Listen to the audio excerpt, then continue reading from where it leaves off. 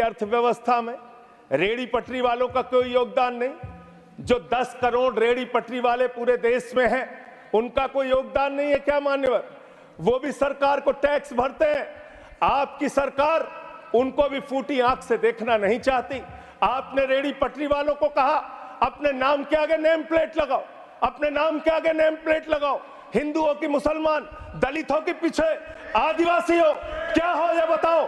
मैं पूछना चाहता हूं, आपके माध्यम से सरकार के कहना चाहता हूं, मान्यवर, अगर नेम प्लेट लगवाना है तो लगवाइए गले में name plate.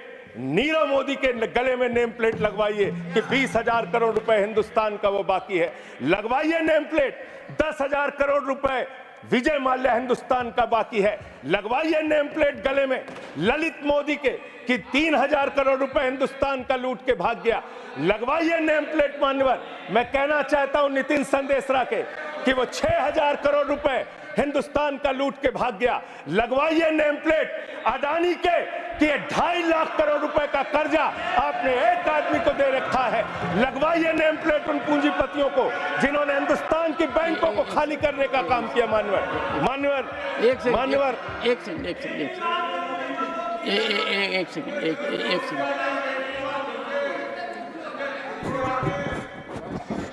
Second.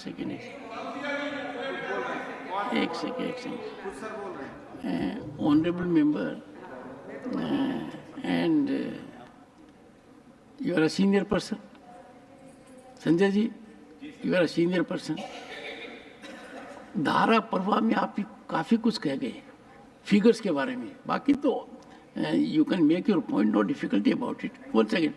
So the figures which you have given, you will have tough time in proving them, because these have been taken in stride. So all that will be deleted, and we will, unless you have real, factually firmed up material, use a name. Make your point. ठीक है sir, ठीक है sir, thank you sir, make your point. Thank you sir. मानवर, मैं तो ये कहना चाह रहा था आपके माध्यम से कि इस तरह के काम देश के अंदर नहीं होने चाहिए।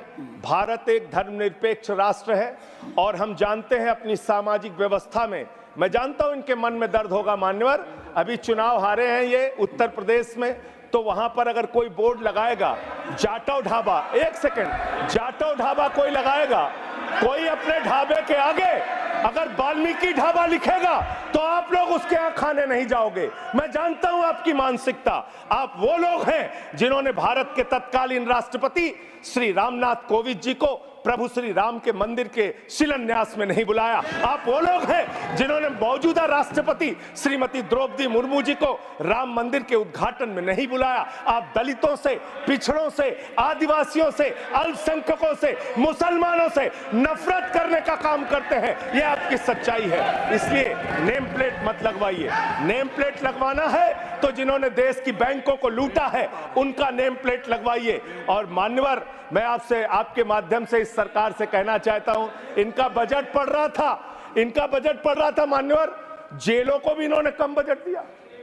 अरे जेल का बजट तो बढ़ा दीजिए, 300 करोड़ रुपए जेल का बजट बढ़ा दीजिए।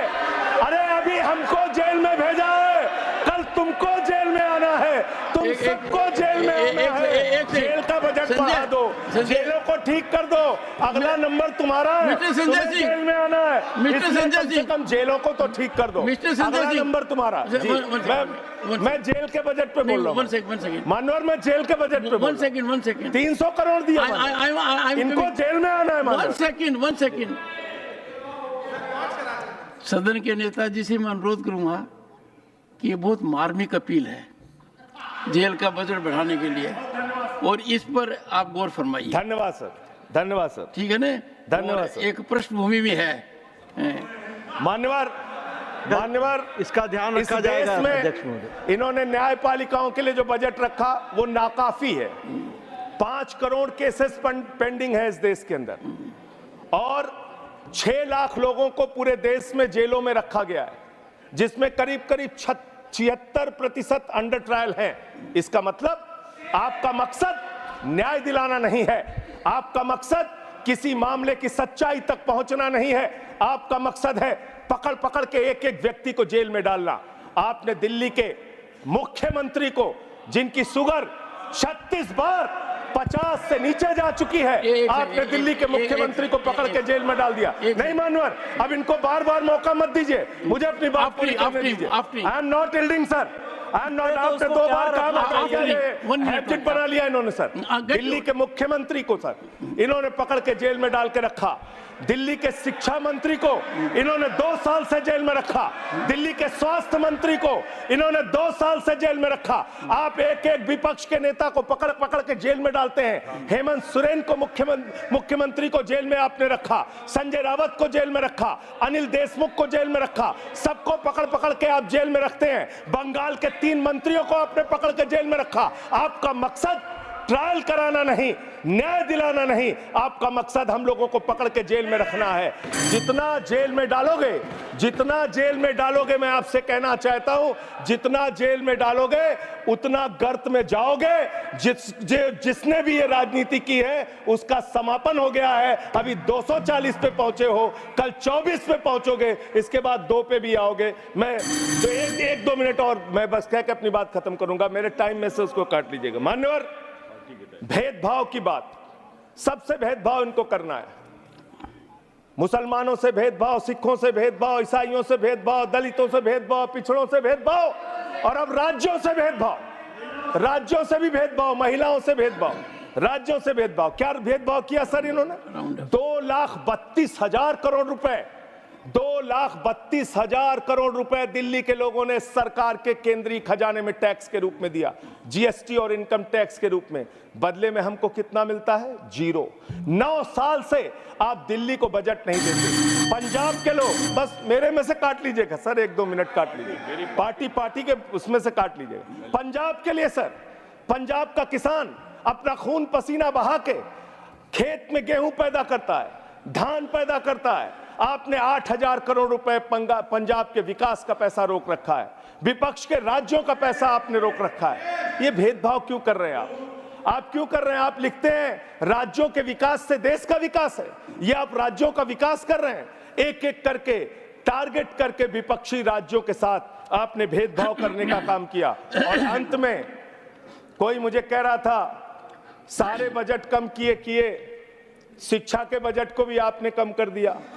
मैंने इन लोगों से कहा शिक्षा से इनका कोई लेना देना नहीं है, शिक्षा से इनका कोई लेना देना नहीं। मान्यवर, क्यों लेना देना नहीं है?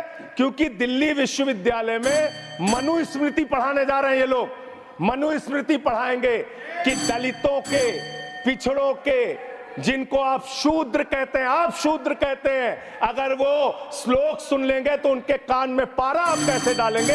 ये पढ़ाई आप कराने जा रहे हैं दिल्ली विश्वविद्यालय में, ये पढ़ाई आप कराने जा रहे हैं। इसलिए मान्यवर, मैं आपसे यही कहना चाहता हूं, ये बजट हिंदुस्तान के किसान के खिलाफ है, ये बजट हिंदुस्तान के नौजवान के खिलाफ है, ये बजट हिंदुस्तान के व्यापारियों के खिलाफ है। ये बजट सिर्फ और सिर्फ मोदी जी के मित्रों के लिए बनाया गया है, मित्रों के लिए बनाया गया है, मित्रों के लिए बनाया गया है। The later part will not go on record.